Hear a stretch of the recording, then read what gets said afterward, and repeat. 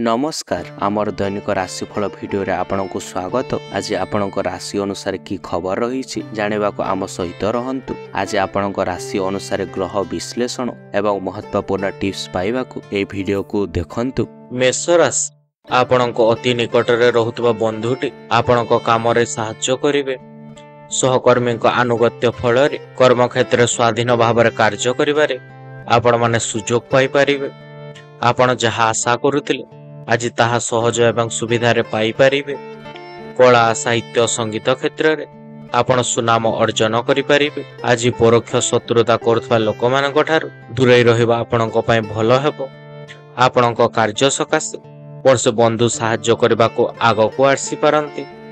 कृति एवं कृतित्व सकाशे संतानक खुशी रे खुशी होई पारंती। बाहर दीर्घ समय कटाइबा को केंद्र करे निजर घर बा लोक मानकु कफायत देवा को पड़ी पारे। आज आपणक शुभ रंग होची लाल, शुभ संख्या होची 9 एवं प्रतिकार पई मंगलांक मंत्र पाठ करंतु। वृष राशि अन्य मानको भूल धारणा जोगु भल काम करी मध्य निंदा सुनी पारंती। चलचित्र साहित्य सांबादिकता कला संगीत क्षेत्र शुभ फल पाई परिबे। क्रय विक्रय क्षेत्र सतर्क न रहिले आपण ठकामी रे पड़ी पारंती। एकाधारे शारीरिक एवं मानसिक असुस्थता वशतः केतेक कामटी स्थगित रही पारे। संतानक दीर्घ दिनर समस्या समाधान चिंता मन को आंदोलित करि पारे।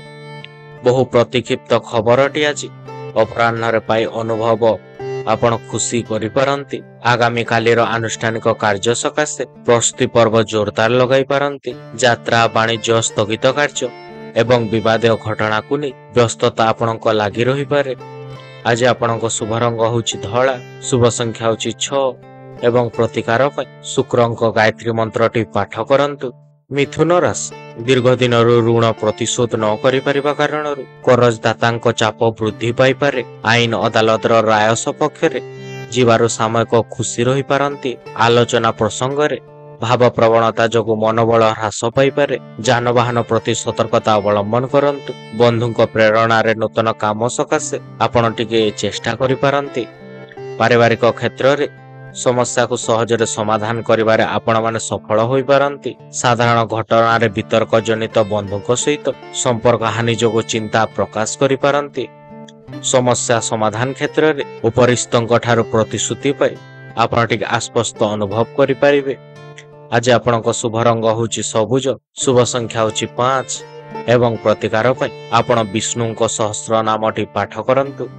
कर्कट राशि बाकी पड़िथबा अर्थ आदाय रे आपण माने टिके सक्षम होई पारंती। आज प्रत्युषर यात्रा रे आपण सफलता पाई परिबे। लक्ष्य पूर्ण होई जिवो। प्रतिवेशींक संपर्क मधुर रहिबारे आपणक कौशलपूर्ण कार्यकलाप आपणक सहायक होई पारे। प्रत्येक क्षेत्र रे चुप रही बसिबा अपेक्षा किछि करिबा ठीक रहिबो। परोक्ष शत्रुता कारणरु समस्त प्रकार सुविधा थिले मध्य केतेक काम अधूरा रही जाय पारे।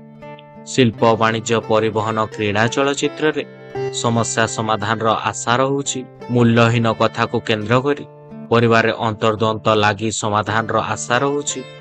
मूल्यहीन कथा को केंद्र करी परिवार अंतर्द्वंद लागी आपणक प्रोब्लेम रही पारे। प्रतिकूल परिस्थिति जोगु योजना गुड़िक ठीक भाव में संपूर्ण होई न पारे। आज आपणक शुभ रंग होची धला, शुभ संख्या होची 2 एवं प्रतिकार पय मां भुवनेश्वरी गायत्री मंत्रटी आपण माने पाठ करंतु। सिंह राशि पारिवारिक स्थिति पूर्व परि शांति रही पारे। इच्छा नथिले मध्य ऑफिस काम पे दूर स्थान को जीवा को बाध्य होई पारंती। सामाजिक स्तर उच्च सम्मान पाइबा सहित बंधु वर्गक द्वारा प्रशंसित हेबे। किणा बिकारे ठकामी रे आपण माने पड़ी पारंती। समस्त प्रकार सुविधा सुजोग सृष्टि कले मध्य अन्य मानकु संतुष्ट करिवारे आपण विफल होई पारंती। पूर्वर कलह संपर्क थमी नथिबारु पारिवारिक स्थिरता हठात आसी न पारे। पूर्वर कलह संपर्क थमी नथिबारु आपणक परिवार रे जो अस्थिरता आसीबो ताहा ठीक हेई पारिबो नाही। सामाजिक स्तर साहित्य वैषयिक क्षेत्र आपण माने टिके प्रशंसित होई पारंती। प्रवास रे बंधुक सानिध्यरु आपण माने लाभ पाई परिबे। एकांत बोध ह्रास पाई पारे। आज आपणक शुभ रंग होची नारंगी, शुभ संख्या होची 1 एवं प्रतिकार पई मां बापा बा गुरुजन मानकु आपण प्रणाम करंतु। कन्या राशि ଶାରୀରିକ ଏବଂ ମାନସିକ ସ୍ଥିତି ଆପଣଙ୍କ ଭଲ ରହିପାରେ। ବିଭିନ୍ନ ଦିଗରୁ ଅର୍ଥ ରୋଜଗାର କରିପାରିବେ ଏବଂ ପରିବାର ସ୍ଥିତିର ଉନ୍ନତି ଆପଣଙ୍କ ଦେଖା ଦେଇପାରେ। ଶତ୍ରୁମାନେ ସେମିତି କିଛି ଅସୁବିଧା ଆଉ କରିପାରିବେ ନାହିଁ। ପ୍ରଶାସନ, ପ୍ରକାଶନ, ଅଧ୍ୟୟନ ଏବଂ ଅଧ୍ୟାପନା ଏବଂ ସାମ୍ବାଦିକ କ୍ଷେତ୍ରରୁ ଆପଣ ଶୁଭ ଫଳ ପାଇପାରନ୍ତି। ଜନାଗମନ କାର୍ଯ୍ୟରେ ନିଜକୁ ନିୟୋଜିତ କରି ଆପଣ ପ୍ରଶଂସିତ ହୋଇପାରନ୍ତି। ଜମିଜମା, ଗୃହ ସୀମା କିମ୍ବା ଘର ଭଡ଼ାକୁ କେନ୍ଦ୍ର କରି ସାମାନ୍ୟ ଟିକେ ଝଗଡ଼ା ଲାଗି ରହିପାରେ। ଯାନ୍ତ୍ରିକ ଶିଳ୍ପ, ବାଣିଜ୍ୟ, ବ୍ୟବସାୟ ଏବଂ ପରିବହନ କ୍ଷେତ୍ରରେ ଆଶାନୁରୂପ ଫଳ ପାଇପାରିବେ। ପରିବାରରେ ଖର୍ଚ୍ଚ ପରିଣାମ କ୍ରମଶଃ ବୃଦ୍ଧି ପାଇବାରୁ ଆପଣ ଟିକେ ଚିନ୍ତାରେ ରହିପାରନ୍ତି। ଆଜି ଆପଣଙ୍କ ଶୁଭ ରଙ୍ଗ ହେଉଛି ସବୁଜ, ଶୁଭ ସଂଖ୍ୟା ହେଉଛି 5 ଏବଂ ପ୍ରତିକାର ପାଇଁ ସକାଳୁ କିଛି ଖାଦ୍ୟ ପକ୍ଷୀମାନଙ୍କୁ ଆପଣ ଟିକେ ଖାଇବାକୁ ଦିଅନ୍ତୁ। ତୁଳା ରାଶି ଦମ୍ପତିମାନଙ୍କ ସନ୍ତାନ ଲାଭର ଯୋଗ ରହୁଛି। ରାଜନୀତିରେ ସୁନାମ ଅର୍ଜନ କରିପାରିବେ। ଶିଳ୍ପ, ବାଣିଜ୍ୟ ଏବଂ ବ୍ୟବସାୟରେ ଆଂଶିକ ସଫଳତା ପାଇପାରିବେ। ଉଚ୍ଚ ବର୍ଗର ଲୋକମାନଙ୍କ ସଂସ୍ପର୍ଶରେ ଆସି ଆପଣ ଟିକେ ଉପକୃତ ହୋଇପାରନ୍ତି। ନିଜର ଲୋକପ୍ରିୟତା କାରଣରୁ ଶତ୍ରୁମାନଙ୍କ ଠାରୁ ମଧ୍ୟ କାମ ହାସଲ କରିପାରନ୍ତି। ଶାରୀରିକ ସୁସ୍ଥତା ଅକ୍ଷୁଣ୍ଣ ରହିବା ସହିତ ପ୍ରିୟଜନଙ୍କ ଶୁଭବାର୍ତ୍ତା ଆପଣଙ୍କ ମନକୁ ଆହ୍ଲାଦିତ କରିପାରେ। ପୁରୁଣା କଥାକୁ ମନ ଭିତରେ ସ୍ଥାନ ଦେବା କାରଣରୁ ଆପଣଙ୍କ ଚିନ୍ତା ନକ୍ଷତ୍ରର ମନଟା ଭାରି ଅଲଗା ଲାଗିପାରେ। ଶିଳ୍ପ, ବାଣିଜ୍ୟ ଏବଂ ପରିବହନ କ୍ଷେତ୍ରରେ ସନ୍ତୋଷଜନକ ଫଳ ପାଇପାରିବେ। ଜମି ବିବାଦ ଏବଂ କଚେରୀ ମାମଲାରେ ସମାଧାନ ହେତୁ ଆଶ୍ୱସ୍ତି ଅନୁଭବ କରିପାରନ୍ତି। ଆଜି ଆପଣଙ୍କ ଶୁଭ ରଙ୍ଗ ହେଉଛି ଧଳା, ଶୁଭ ସଂଖ୍ୟା ହେଉଛି 6 ଏବଂ ପ୍ରତିକାର ପାଇଁ କମଳାଙ୍କ ଗାୟତ୍ରୀ ମନ୍ତ୍ରଟି ପାଠ କରନ୍ତୁ। ବିଛା ରାଶି କର୍ମକ୍ଷେତ୍ର ସମସ୍ୟା ଆସିଲେ ମଧ୍ୟ ପ୍ରତିହତ କରିବାର ସାମର୍ଥ୍ୟ ରହିପାରେ। ଅନ୍ୟମନସ୍କତା କାରଣରୁ କେତେକ ଭୁଲ କରିପାରନ୍ତି। କାର୍ଯ୍ୟ ସାଧନା ପରିସରରେ ସହକର୍ମୀଙ୍କ ସାମାନ୍ୟ ତିକ୍ତତା ସୃଷ୍ଟି ହୋଇପାରେ। କରଜଦାତାଙ୍କ ଆପଣଙ୍କ ଚାପ ବୃଦ୍ଧି ପାଇବାରୁ ଆପଣଙ୍କ ଟିକେ ବ୍ୟସ୍ତତା ବଢ଼ିପାରେ। କର୍ମକ୍ଷେତ୍ର ମନ ବୁଝିଲା ପରି କଥା କହି ଆପଣ ବନ୍ଧୁମାନଙ୍କୁ ପାଖକୁ ନେଇପାରନ୍ତି। ମନୋରଞ୍ଜନରେ ବନ୍ଧୁ ମିଳନରେ କିମ୍ବା ସଭା ସମିତିରେ ଯୋଗ ଦେବାର ସୁଯୋଗ ପାଇପାରନ୍ତି। ପାରିବାରିକ କ୍ଷେତ୍ରରେ ସାଧାରଣ କଥାକୁ କେନ୍ଦ୍ର କରି ଆପଣଙ୍କ ଟେନସନ ବଢ଼ିପାରେ। ନିଜର ମନେ ହେଉଥିବା କେତେକ ଲୋକମାନେ ଅପ୍ରଚାର ଚଳାଉଥିବାରୁ ଆପଣ ଟିକେ ଲକ୍ଷ୍ୟ କରିପାରିବେ। ଆଜି ଆପଣଙ୍କ ଶୁଭ ରଙ୍ଗ ହେଉଛି ଲାଲ, ଶୁଭ ସଂଖ୍ୟା ହେଉଛି 9 ଏବଂ ପ୍ରତିକାର ପାଇଁ ମା ମଙ୍ଗଳାଙ୍କ ମନ୍ତ୍ର ପାଠ କରନ୍ତୁ। ଧନୁରାଶି ପାରିବାରିକ ଜୀବନରେ ଆବଦ୍ଧ ରହିପାରନ୍ତି। ସ୍ୱାସ୍ଥ୍ୟ ପୂର୍ବ ପରି ଅପେକ୍ଷା ଆପଣଙ୍କ ଟିକେ ଭଲ ରହିପାରେ। ବ୍ୟବସାୟରେ ବହୁ ଚେଷ୍ଟା କରି ଆପଣ ଲାଭ ପାଇପାରିବେ। କର୍ମକ୍ଷେତ୍ର କାମର ଭାର ଆପଣଙ୍କ ବଢ଼ିପାରେ। ଆଜି ବିବାଦୀୟ କଥାରେ ମୁଣ୍ଡ ନ ପୁରାଇବା ଆପଣଙ୍କ ପାଇଁ ଭଲ ରହୁଛି। ଦୀର୍ଘ ଦିନର ଆଶା ଏବଂ ଅଭିଳାଷକୁ ଆପଣ ପୂରଣ କରିବାକୁ ଚେଷ୍ଟା କରିପାରନ୍ତି। କର୍ମକ୍ଷେତ୍ର ବିବାଦୀୟ ଘଟଣା ସକାଶେ ଆପଣ ଯେଉଁ ଆଶଙ୍କା କରୁଛନ୍ତି ସେଥିରେ କିଛି ହେବ ନାହିଁ। ଆଜି କୌଣସି ଦୁଃସାହସିକ କାମରେ କଠୋର ପଦକ୍ଷେପ ନେବା ଠିକ୍ ହେବ ନାହିଁ। ବନ୍ଧୁମାନଙ୍କ ସହିତ ଦେବଦର୍ଶନ ସାଙ୍ଗକୁ ଭ୍ରମଣର ସୁଯୋଗ ଜୁଟିବାର ସମ୍ଭାବନା ରହୁଛି। ଆଜି ଆପଣଙ୍କ ଶୁଭ ରଙ୍ଗ ହେଉଛି ହଳଦିଆ, ଶୁଭ ସଂଖ୍ୟା ହେଉଛି 3 ଏବଂ ପ୍ରତିକାର ପାଇଁ ଶ୍ରୀରାମଙ୍କ ପୂଜା ଅର୍ଚ୍ଚନା କରନ୍ତୁ। ମକର ରାଶି ସମସ୍ୟା ସମାଧାନ ପାଇଁ ଯେତେ ଚେଷ୍ଟା କଲେ ମଧ୍ୟ ଅସଫଳ ରହିପାରନ୍ତି। ପରିବାରରେ ଗୋଳମାଳିଆ ପରିସ୍ଥିତି ସୃଷ୍ଟିର ଆଶଙ୍କା ରହୁଛି। ପିଲାଙ୍କ ସକାଶେ ଅନ୍ୟମାନଙ୍କ ନିକଟରେ ମୁଣ୍ଡ ନୁଆଇବାକୁ ଆପଣମାନଙ୍କୁ ପଡ଼ିପାରେ। ବନ୍ଧୁଙ୍କ ଅନୁରୋଧ କ୍ରମେ ଭ୍ରମଣ କାରଣରୁ କ୍ଳାନ୍ତି ବା ଅବସାଦ ଅନୁଭବ କରିପାରନ୍ତି। ଅଭାବ ଲାଗି ରହିଥିଲେ ମଧ୍ୟ କରଜ କରି କାମ ତୁଲାଇ ନେବେ। ପୂର୍ବ ଶତ୍ରୁତାରୁ ସମ୍ପର୍କୀୟମାନେ ପାଖ ମାଡ଼ି ପାରନ୍ତି ନାହିଁ। ଆଜି ପାରିବାରିକ କ୍ଷେତ୍ର, ସାମାଜିକ ସ୍ଥିତି ଏବଂ ଅର୍ଥନୈତିକ ପରିସ୍ଥିତି ଆପଣଙ୍କ ଭଲ ରହିବ।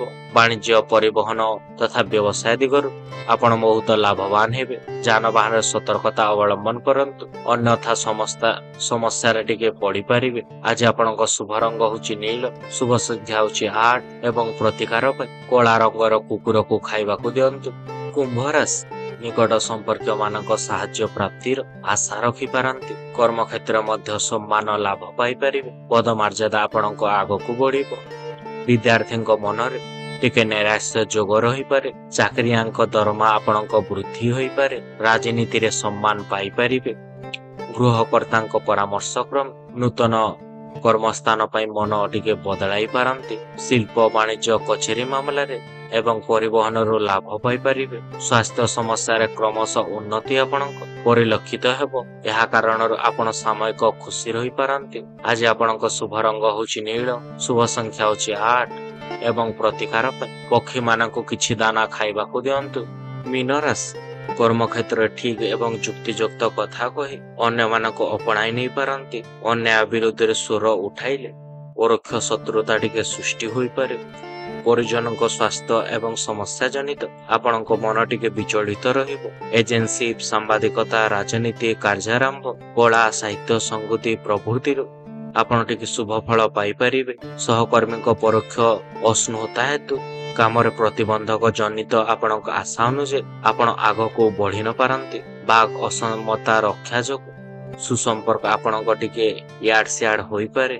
ବ୍ୟବସାୟରେ ଆପଣଙ୍କୁ ଟିକେ ଲାଭ ମିଳିବ, ମାତ୍ର ପରିସ୍ଥିତି ବଶତଃ ଅନ୍ୟ ବାଟରେ ବ୍ୟୟ ହେବାର ମଧ୍ୟ ସୂଚନା ମିଳୁଛି। ପଡୋଶୀଙ୍କ ଜରିଆରେ କୌଣସି ଖୁସି ଖବର ପାଇ ଆପଣଙ୍କ ମନଟି ଖୁସି ରହିବ।